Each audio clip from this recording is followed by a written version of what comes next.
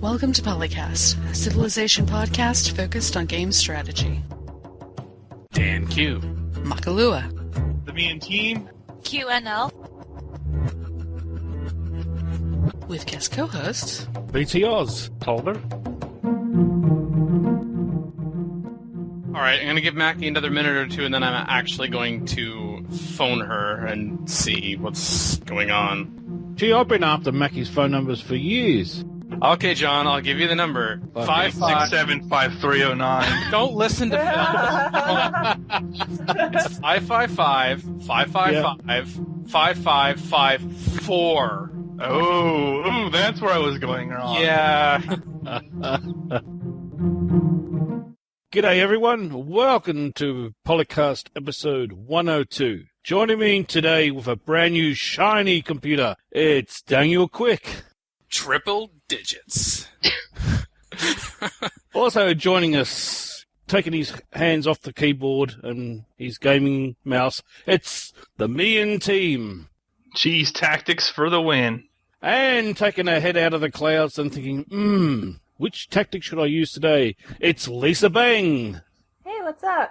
Also with us, and she's just got a pot of coffee beside the computer, and she keeps one everywhere in each room. It's Makahlua. I think I need to change my username to Macchiato because that's what I'm fueled by today. And also, all the way from Europe, we have a special guest. It's Solver. Hello, kids. And I'm BT Oz, and I'm happy to be back again on PolyCast. Movies for Civin, started by Thorburn, who was a guest on most recently episode 99. And he has a short list in no particular order of 300, Rome, the HBO BBC series, I don't know, it's really a movie, Saving Private Ryan, The Last Samurai, In Harm's Way, and Bill and Ted's Excellent Adventure. Yeah, dude. Which, Whoa. my eyebrow kind of went, I did kind of a Spock eyebrow. You like some Scooby snacks, Dan? Along with the Scooby-Doo. So, there's an image. There's an image, Spock and Scooby-Doo. I managed to link those two characters together. Nice. What other movies or even just television series in general could we extend that to, other than the ones that were already mentioned? Gladiator, if you feel like Rome. Yeah? Rome is awesome. It's amazing. It's my favorite series ever. Ben-Hur? Oh, Ben-Hur. Oh. The Tudors on Showtime. That's pretty good. There were 2 Elizabeth movies. Apocalypto is also mentioned. Oh, yeah. Inglourious Bastards. Oh, no, just kidding, someone says. Someone's also talking about The Patriot. Mel Gibson, before he went nuts. Oh, Troy. Oh, yeah, Troy. Yes. Lawrence of Arabia. Pearl Harbor. Blackadder back and forth. Oh, funny. That's just good general watching. Hunt for the Red October. Ooh. Oh. Ooh, hey. That's still very good. I haven't thought of a movie in a long time. We'll encourage you to actually try and build submarines. There is a movie, Find an Ironclad in the Desert, about 200 years later. It's called Sahara, Oh. and it came out in 2005. Oh, I know. We forgot to mention Independence Day. And That's a mod. Isn't that a better Smack movie? yeah. Or Indiana Jones. Those are all good.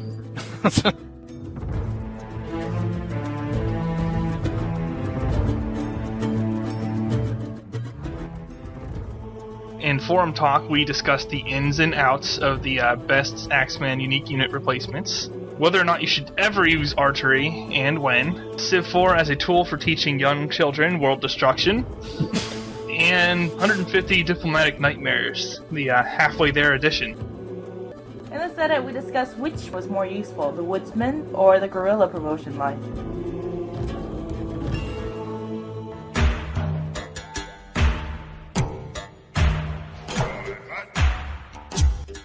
This is Forum Talk, where we investigate hot Civ issues in the forums.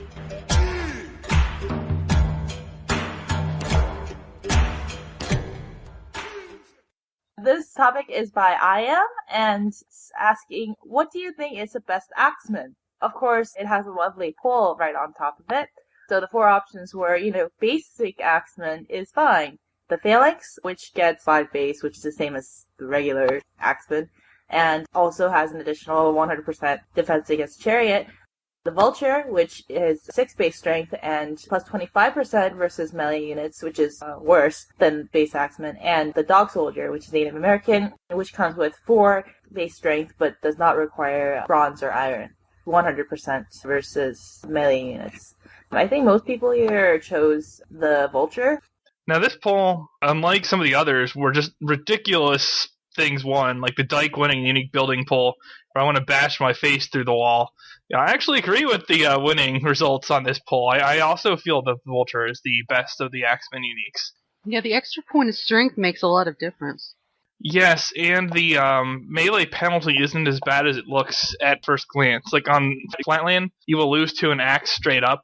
You're not like totally gimped, but once you start factoring in any kind of defensive bonuses, either on your side or on the enemy side, like say they're in a city, suddenly the Vulture's better even against axes than a stock axe would be, because of how the base strength works in this game. So actually the Vulture winds up being better than an axe by a significant margin in really most practical situations, which is very useful if you're actually going to pull a rush early in the game or try to defend against one, I suppose. I don't know. I mean, I guess I really hate the melee penalty, but also when I think about phalanxes, I'm also factoring in the fact I often play as Alex if I'm playing Greek. I don't think I voted in that poll, but I would have chosen phalanx. I've got this mental block. When I think of phalanx, I think of a spearman unit replacement. I mean, really, but okay. Well, it used to be. And it was better when it was, incidentally. Well, the concept of using an axe as a superior melee is kind of ridiculous anyway. I mean, spears really dominated those kinds of battles back then. But oh well. For reasons already said, I think Vulture comes out on top. What I actually found interesting, I find it in my notes here, was some side discussion about basic Axeman versus Dog Soldier. As Lisa had said in summary, but I'm now going to phrase it a different way, you get double the combat percentage against melee units, but you go down in base strength by 1, but then you also don't have to have copper or iron, which I think that's Dog Soldier's quote-unquote best trait, although really if you don't have copper or iron near you, you can probably pretty soon settle for it. I would actually rather go with the basic Axeman. If we're going to limit the discussion to that, because, as I said, I think that's the more interesting part. Well, Phil should know, because those Dog Soldiers, they should remind him of the Zerg, because they don't need any resources and you can just build a hellish amount of them. They're pretty bad for being cost effective, though. Like, they are terrible against archers.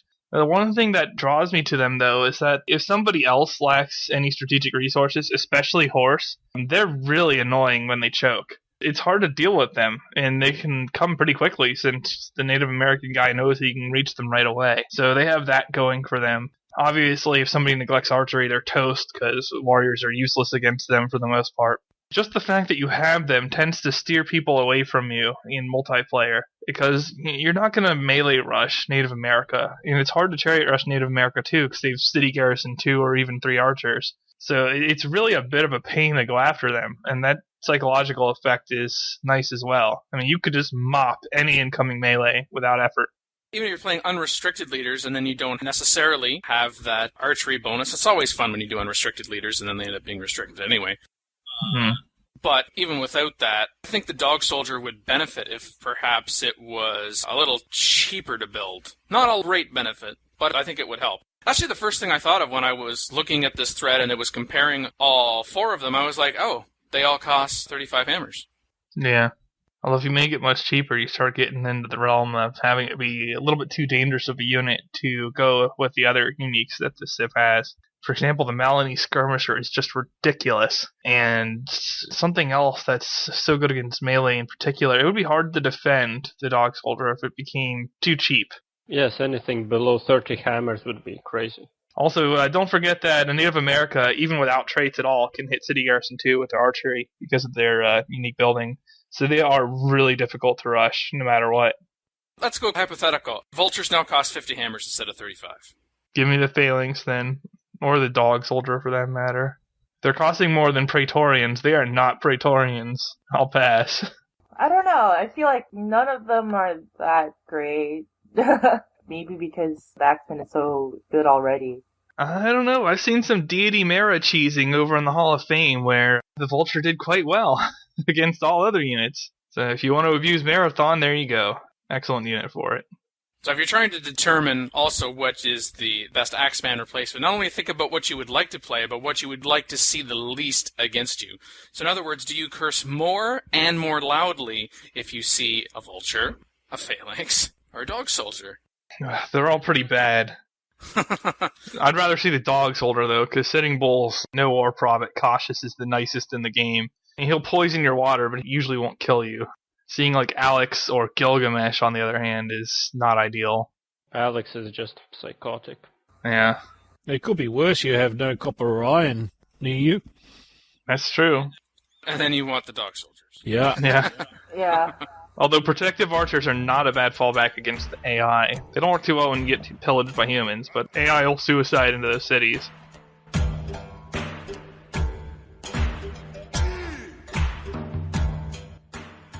Archery, do you use it? Started by T Middled, and he says, "Hi all, does anyone ever tech archery? I've been playing Emperor the last few games and still never tech it, other than once or twice. I've always managed to find iron or copper and go straight to superior units. Does anyone use archery, and how do they use it?" Who are you people that don't use archery? Sometimes you can get away with not tanking it depending on the map. Like, you can spawn bust any chances of barbarian trouble long before it shows up. That even happens on deity sometimes. So sometimes you can skip archery. But I would say for high levels where there's a lot of open space and you don't have copper or horse researched and you're on, say, Emperor Plus, you're running a risk if you don't go for archery, because you can get hit by multiple side barbarians in that case. It's also recommended early against the likes of Shaka and Tokugawa and anyone else who will attack you very early, like 1500 BC to 500 BC, because they're really superior defenders and they're all-purpose defenders. You put them on a hill and you don't have any better options, really. So it can be useful. Sometimes I'll just trade for it, though. It really is a game-to-game thing, but if you never get it, you're probably doing it wrong. Yes, archers are very reliable. It's a good fail-safe. If you go archery, then you know you will be able to build that unit no matter what, and you know that it will do pretty well. Yeah. Especially if you just leave them in the city and build up their defenses and they can take care of themselves. Unless you can stick them on a forested hill, a choke point of some kind, that's even better. Yeah. Then they could be obnoxious. Yeah, you get a plus 125% defenses, 150% defenses on a forest hill if you just fortify for 5 turns. That's nonsense. You're well over 6 strength at that point. 7.5 actually. So really nothing in the early game can beat that then. It's the same thing inside cities, which give you the same defensive bonuses as forests do. So if you got a hill city, you can very quickly get up to over 7 strength without any promotions at all. Then you add promotions on top of that, and you're looking at 8 to 9 strength. They're just crazy if you're trying to wall off an early rush with them. And you can actually settle a hill city between yourself and the warmonger. Yeah, because there was the one game that we played on Saturday where I and Michael Lucas Smith were working together and controlling this one city on a hill. I think Dan was one of the opponents, one of the ones we were actually fighting each other. And we kept this city on a hill forever because of the archers. Was that the one where the great general saved the day or something? Or no? Yes. Yes. Yeah, that was before my time, but I've heard this. So, yes, see, archers, very useful. Actually, in that game, I think my partner was actually you, John. Really? Is Dan really implying that someone would be willing to be his ally? I PA him sometimes when he gets a lot of land. I am not implying, Solver. I am telling it as it is. I am beyond implying anything. We will need documentary proof of that. Usually I PA Lisa, though, because we get into a culture horror war. That was mentioned in the thread. Another reason for archery being a prerequisite for a certain mounted unit that's in the name. Yeah, horse archer. That's always fun, actually. Sometimes you forget that. All right, let's go. All right, I've got horseback riding. All right, let's build. What the hell? God damn, game is broken. Son of a. Oh, I don't have archery right. That's always an amusing moment. Yes. Horse archers are so fun below deity. You can just wipe so many cities with them. And of course, some people also mention that you can upgrade them to longbowmen once you get that wonderful feudalism technology. Yep. Even more obnoxiousness on the hill. Especially if you've had that unit on that forested hill, and then when you have feudalism, you take it back and then upgrade it. Feudalism offers some new BS, because you can put, with Assilage, Guerrilla 2 on longbows, and that's when things get really awful. You get instant plus 100% between the hill defense bonus, the 25% inherent bonus for the longbows on hills, and then another 50% for Guerrilla 2, and you move 2 spaces on hills. That is really, really annoying if you're in somebody's borders doing that. Not so good against the AI, but against humans, 12 strength defensive units running around and threatening cities is not ideal. And also the fact that they can pillage your hills, or even hit cities that are lightly garrisoned and burn them. That's a major problem, and they're hard to get rid of, and they're hard to maneuver around. So definitely a use for it there. And also unique unit situations. Malinese, the bowman's pretty terrible, but the skirmisher is ridiculous. So yeah, absolutely go archery if you can abuse skirmishers. So it's exactly what you said earlier. If you don't get archery at some point, you're doing it wrong. Also, crossbows can be useful. If you can deny your opponent horse or iron, and they can't build knights, crossbows will beat everything on the field until muskets. It's a long way away usually compared to when crossbows are available. So that's yet another option that's fairly viable. But you can either, if you have tech trading on, you could trade for it, or if you left it long enough, it's going to be a pretty cheap backfill. Yeah. Yeah, and once you have metal hooked up and hunting, you can't build warriors anymore, so they also become your cheapest hereditary role garrison. So there's that as well.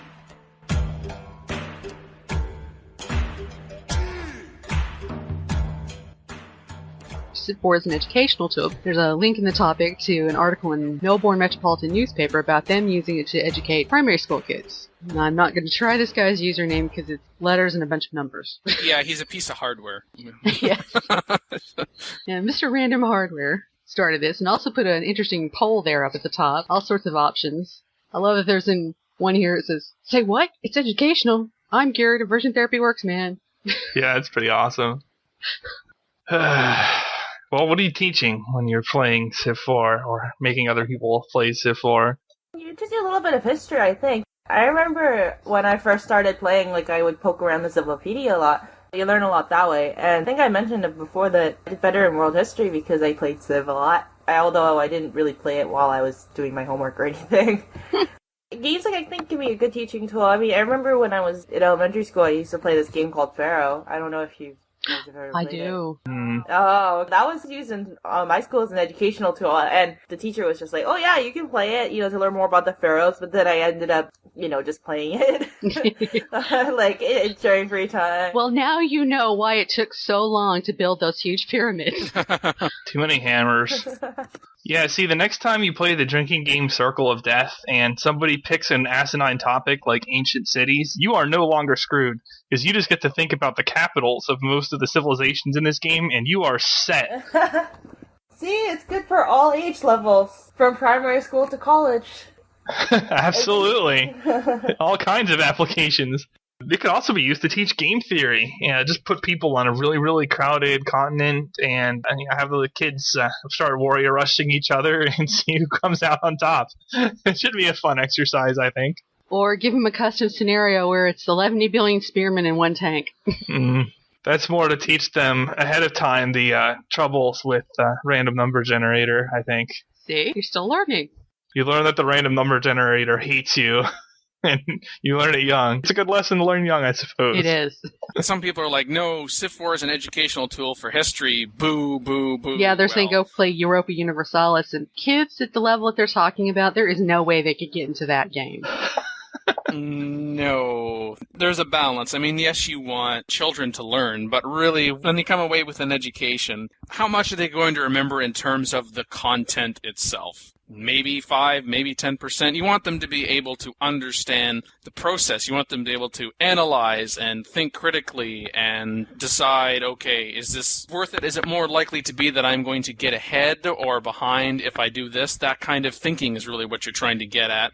And the history does come out of it because, at least talk about, you jump into the Civilopedia, and then hopefully you want to find out more. Or you then begin to wonder, I'm experiencing this in the game. I wonder if this is how people really experience that in quote-unquote real life. And so you could use Civ4, I mean, like it says, as an educational tool. It's not Civ4 as education, period.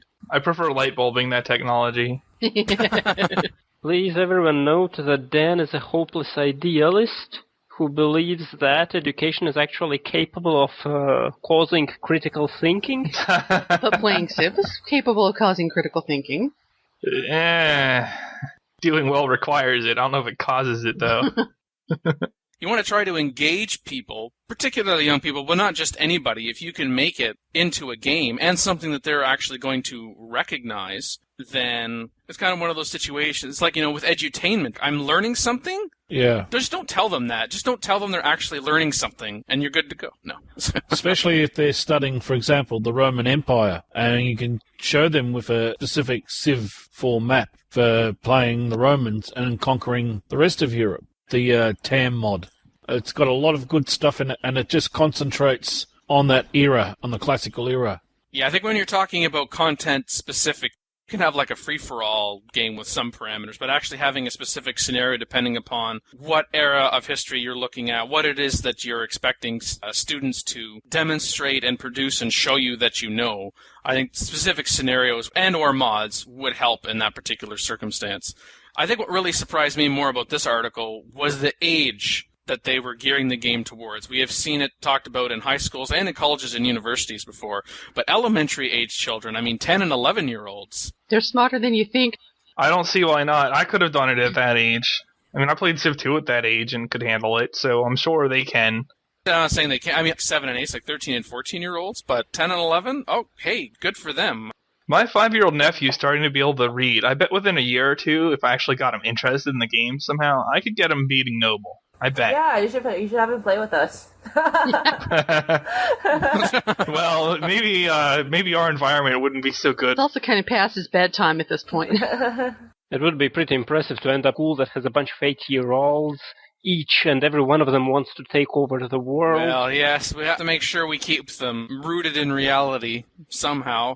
Random piece of hardware is ultimately asking, when a game becomes mainstream and ends up being used in schools as an educational tool, does it stop being fun to play?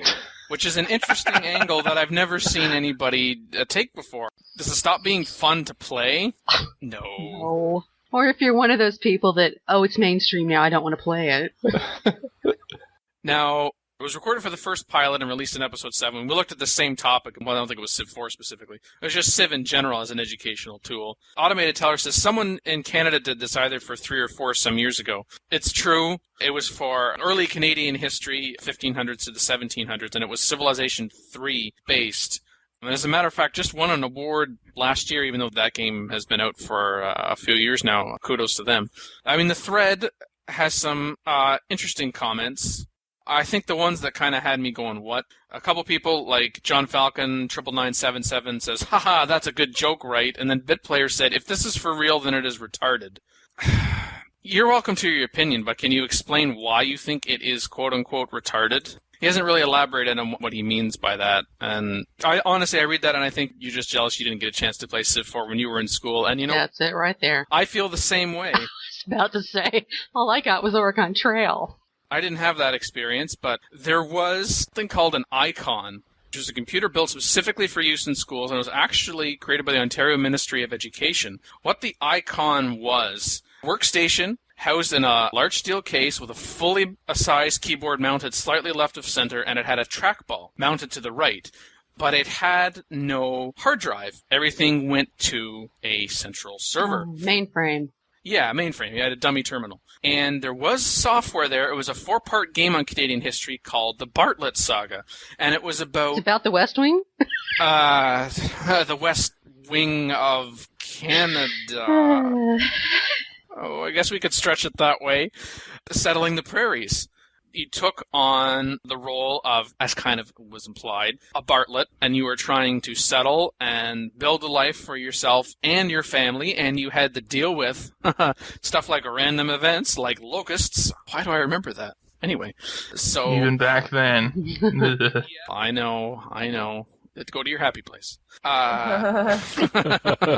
It can be educational, and it can be fun. If people are already playing the game, then that's a benefit to not only that student, but the other students in the class and the teacher, because then the teacher doesn't have to be the only one that's an expert. And in fact, I guess maybe the only downside is you might go into the game knowing more than anybody else, but by the time the kids are done playing it, they know more than you. But That's okay. The real barrier to Civ 4 as an education tool, or any computer game as an educational tool, is, money. Let's talk about just briefly, I'm thinking in this topic on what other educational tools, like in terms of games that I've played.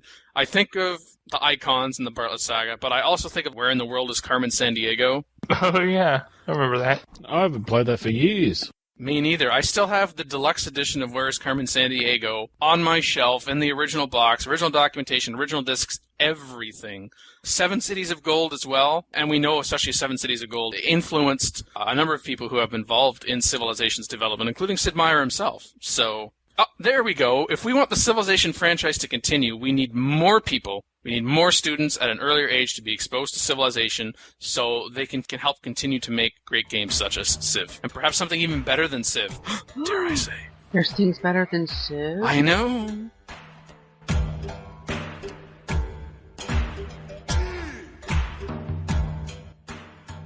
It's 150 Civ diplomatic nightmares. Started by CivNoob13, starts a thread describing what has been said in the diplomacy screen, and then what happens in-game. Trying to get up to 150. Peace Vassals was one of the first posts.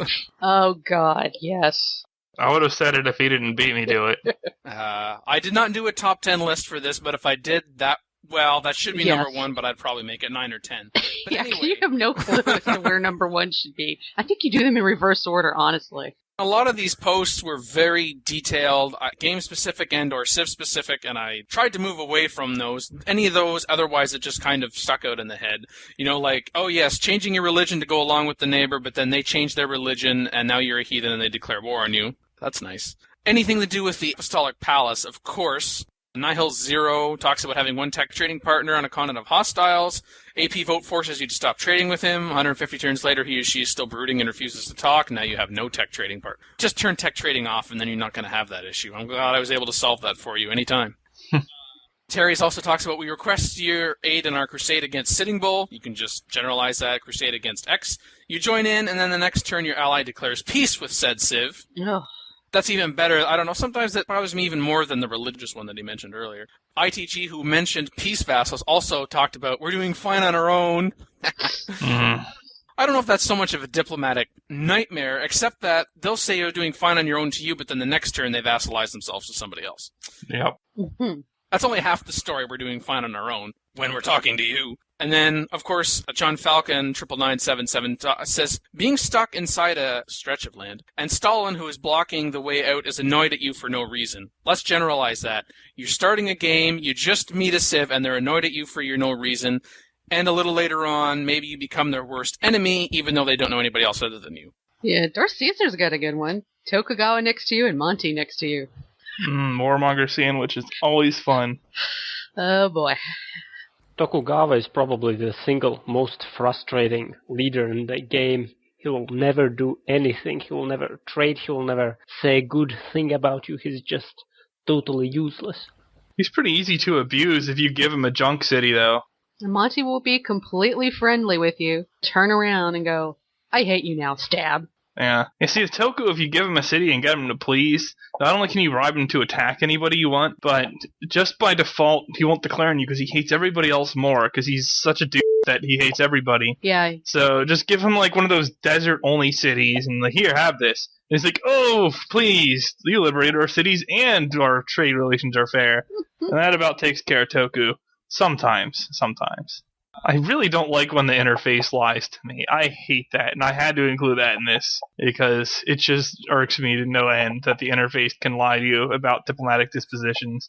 Yeah, I saw that of your post. Have you really seen plus 15? Yes. Yeah, it happens. Yes, I've seen plus 15. It's really easy. Like, say you have Surrey, you have fair trade with him, you're in his favorite civic, and you share religion. You will easily hit plus 15, even before you get the plus 2 open borders or years of peace or any of that. Because you'll get, like, plus a huge amount for the religion and then plus a huge amount for the favorite civic. But it doesn't matter, because if you have, like, one civ as a vassal with which he's annoyed, all that friendly is wiped. And the game doesn't tell you that. The game just averages out the dispositions quietly, and then when he declares on you by surprise, well, hope you knew the code mechanics, because otherwise you are effed. So I really, really hate that, and that they left that in for this long. Oh, okay. I've seen plus 10, but that's the highest I've ever seen it with anybody, whether it's myself to somebody else or even between civs. Yeah. You can get over plus 20 potentially, but it's not easy to do. My favorite post in here, which is, it's about civ diplomatic nightmares, but I don't think you can really blame the AI for this one, although I suppose you could. Monty, our pride demands a small gift. 2,100 gold, double exclamation points. Cat steps on keyboard, hits enter key. Lemon didn't know about autosaves yet and couldn't catch Cat to strangle him. Thanks, Lemon Merchant. Poor Cat. The whole "you nuked our friend with which we are at war," that really pisses me off too. Yeah. They get into wars with somebody and they're cautious, so if you nuke the person that they're at war with, there, you nuke their friend. That's not cool. And then you can gift nukes to anybody with no penalty whatsoever at all. Which is why just nuke everyone when you can. Here, you two that are warring each other, have a few nukes. Take care of the problem for me. Technically, the AI considers it a unit gift, but it just values the unit gift so lowly that you won't even get worst enemy trade demerits for it by the time you're actually picking up nukes. Yeah, because in real life, nobody gets diplomatic penalties for trading nuclear things. No, not at all. And then also in that thread, a few people tried to put into a list in terms of reasons for Civ to love you or reasons for other Civs to quote-unquote hate your guts. What's interesting is he lists 13 reasons. The first person lists 13 reasons for why they hate your guts, and then only lists 4 possible choices for reasons that they would love you, and then talks about, isn't there some kind of disparity here? Well, as a couple of other people pointed out, you're missing a few. So there are actually 13 items listed for positive relations and 13 for negative relations. And after looking at both of those, I guess there was one other that someone mentioned about stuff with relation to colonies. Ooh, I can count on one hand the number of times I ever saw colonies even be an issue in a particular game. Reasons for other civs to hate your guts, heathen religion, past events have shown your true nature to us. Oh, that I just think about actually the random event cheese with that. I groan at that. Our close borders spark tensions. Yeah, okay. Refuse to help, declare war. This war spoils our relationship. Yeah, don't get us started. Worried about our rivals serving as your vassals, trading with our worst enemies, negotiated an embargo, nuked us, razed cities, razed holy cities, and you caught one of our spies poking around in our territory. Reasons for them to love you, brothers and sisters of the faith, helped us. Past events have shown your good nature to us. Trade relationships fair, defensive pact, open borders, years of peace, shared war, favorite civic, gave us help. Admire your civics, you liberated us. Something to do with colonies is something... I don't think there's anything that's been missed there in terms of what you actually see in-game.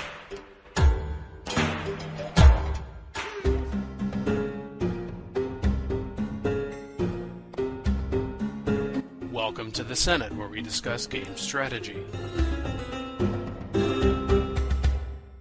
Woodsman or Guerrilla promotion line. We have talked about a number of promotions and a few compared to each other in the past. For those interested, I'll just mention the numbers. 47, 48, 51, 58, 59, and 75. If you don't remember those numbers, then just repeat the last few seconds on an infinite loop. But we want Woodsman or Guerrilla promotion line. I think this thread was also started by IM, wasn't it? Mm-hmm. Then he lists about Woodsman promotion line being available to Recon, 1 and 2, Melee and Gunpowder. Guerrilla promotion line available to Archery, Recon, Melee, and Gunpowder. And then lists the 3 different promotions in terms of what they give you. He says that the Woodsman promotion line is slightly better in the early game when there are still lots of jungle and forest. In the long run, however, the Guerrilla line is tops. Guerrilla promotion line is available to archery units. Hills don't get cut down. And then 50% withdrawal chance with Guerrilla 3 is an underutilized promotion. Both of these promotion lines can give significant advantage to Monty, Brennus, and Boudica if utilized to the fullest. And then, of course, the question is, do you go down the Woodsman or the Guerrilla promotion line? Maybe in the long run, Guerrilla is tops, but the early game is so critical and much more inviting. I mean, you mentioned lots of jungle and forest, so I would be choosing the Woodsman line. And you can also get a Woodsman 3 medic to run around, if you're lucky. Yeah, it's worth an extra 5% over medic one, I guess. I don't know. I don't find either of these promotions general purpose enough to actually bother picking between the two of them. They're both useful in the situations where you would actually take them, but outside of that, not so much. Maybe for archery, I'd like Guerrilla too. I don't know. And it's slightly better than City Garrison 2, I guess. But it doesn't make sense to me to compare them, really.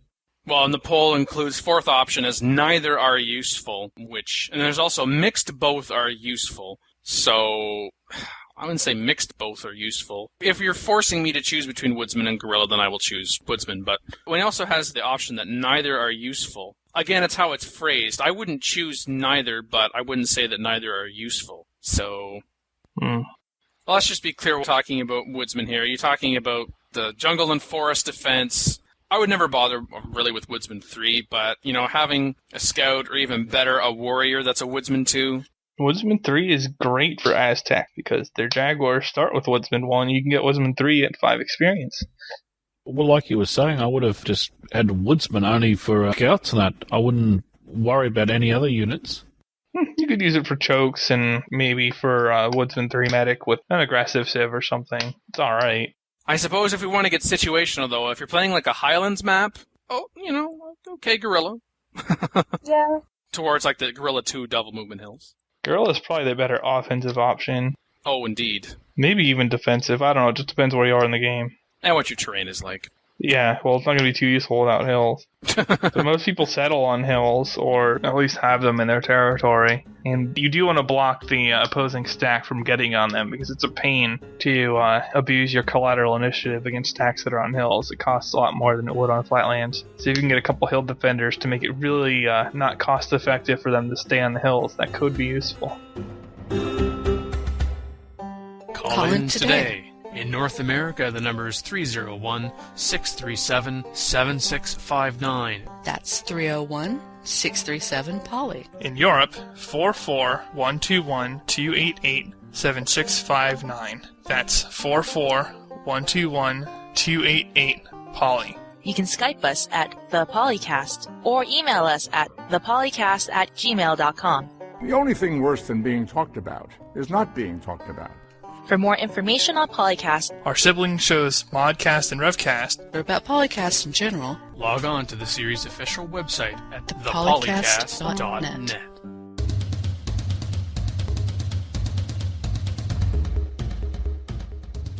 So is it still theoretically impossible for a spearman to beat a tank?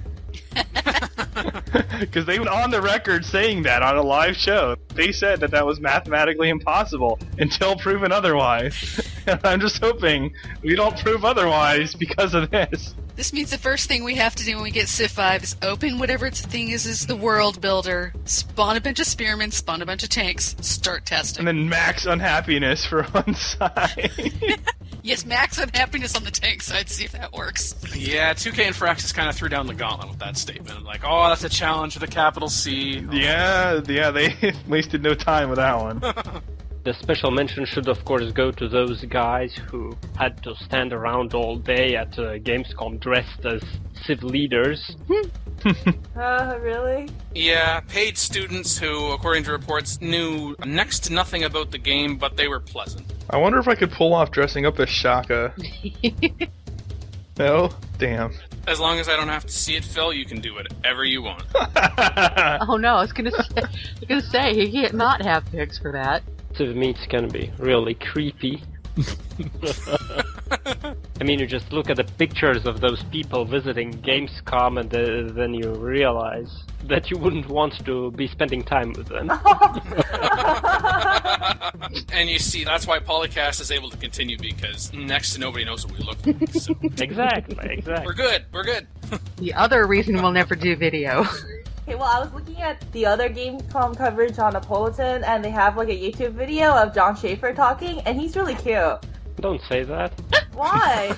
It's true. He's like a cutie. John has been getting a lot of rockstar treatment lately. Hey, John. All those videos and everything. Oh, yeah, this is Well, true. he used to be one of us, now he works there. It's awesome. So now, Lisa, can you at least wait until the game is finished before you approach John? Because we may never see or hear from him again, okay? I never said I was going to approach him. I just watching the video, and, well, anyway. It's her celeb crush. You gotta let her have it. She's going, usually all these guys that create the games are such geeks, but hey, one that's half cute, alright. Yeah, this one's good. This one's cute. Gotta love our female representation on the co-host panel here. God. Maybe it's like the gamer equivalent of the Berkeley, what is it, +2 rule? Somebody's a 7, you have to add +2 if they're from Berkeley, or if they're a gamer. We require more estrogen gas. So, maybe he's like a 7, and, well, okay, I'm not gonna... No, not you, Phil. I heard that. Wow, did you hear that, John? Lisa gave you a rating of 7 out of 100. That's pretty harsh, no. Lisa. Oh, man. But apparently that's good enough. Poor Lisa. Yeah, Lisa says something nice, and... I'm never gonna compliment anyone again. Careful, you'll compliment Civin and they'll start doing stuff with that. Oh. Thank you for listening to episode 102 of PolyCast. This episode was brought to you by our eternal host, master, and owner, Daniel Quick. As always. TheMeInTeam. My giant death row robots are taking the Woodsman promotion. Lisa Bang. Bye. Our adorable Maki. Well, I'm going to take the All Your Base Belong to Us promotion, therefore I conquer all of you. And today's guest hosts were BT Oz. Bile. Myself, Solar. And now I know who needs a date with John Schaefer, and I'll see what can be arranged. Lisa says hi, John, if you're listening to this. She says hi, she's your biggest fan. Just don't let my boyfriend hear about it, how about that? No. Oh.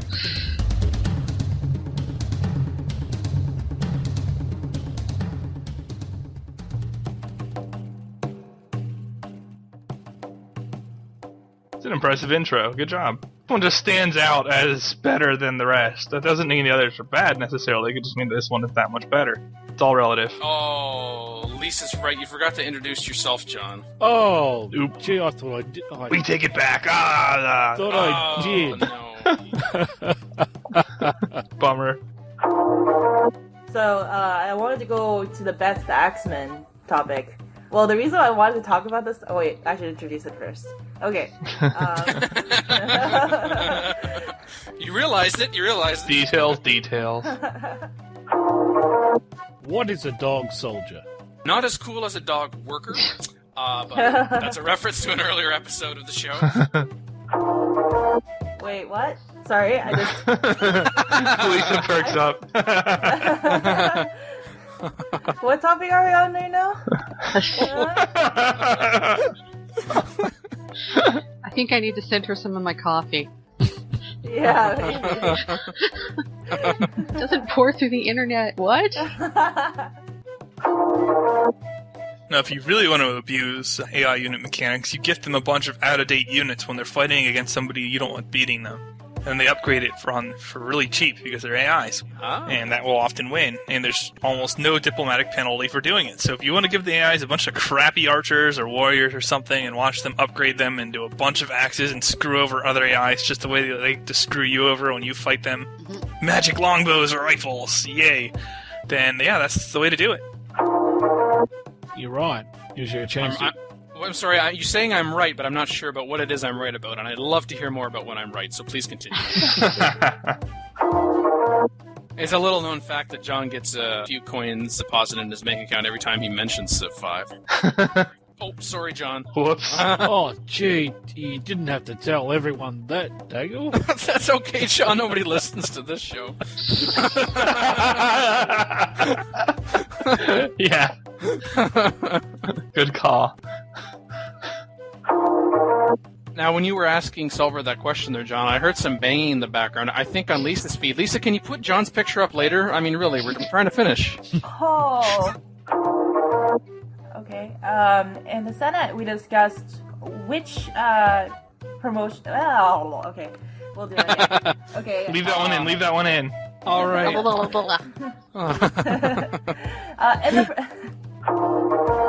As you can see, when you listen to the episode, gems like we just had in the last few minutes here, that generally gets cut. And, Aww. well, some of it might be included in the bloopers. I don't know. It depends where on the crapometer we are today. So that's right. I have a crapometer.